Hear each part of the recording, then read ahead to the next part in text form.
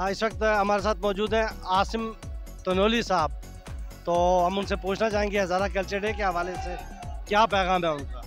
हज़ारा culture day के बाद हम तो बड़े ज़ोर और शौक से माशाल्लाह हमने इसको मनाने की कोशिश की और मना भी रहे। हमारी कोई सबको इत्तेफाक और इत्तेहाद से एक ही जगह पे ये हमारा हो जाता तो बेहतर था, मगर चले जो भी हुआ सब ने अपनी विस्ता के मुताबिक हज़ारा कल्चर डे मनाया और इसलिए कि सबको इत्तेफाक और इत्तेहाद से एक ही जगह पे ये हमारा हो जाता तो बेहतर था, मगर चले जो भी हुआ सब ने अपनी विस्ता के मुताबिक हज़ारा कल्चर डे मनाया। तो हमारी पूरी कोशिश है कि सबको इत्तेफाक से इत्तेहाद से अपने हज़ारा कल्चर डे मनाएं।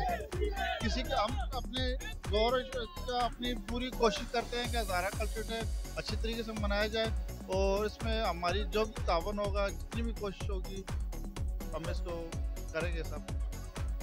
जी बिल्कुल, और दूसरे लोगों से भी हमने बात की और अक्सर ये बात सामने आई है कि हज़ारा कल्चर डे जो है वो किसी मुश्तरका एक जगह पे मनाना चाहिए और यकीनन ये हमारी आवाज़ सुन रहे होंगे ऑर्गेनाइज़र, उनको इंशाल्लाह आइंदा आने वाले साल में इस बात पे तवज्जो देनी चाहिए कि किसी एक जगह पे प्रोग्राम किया जाए और मुत्तफ़िका तौर पे किया जाए।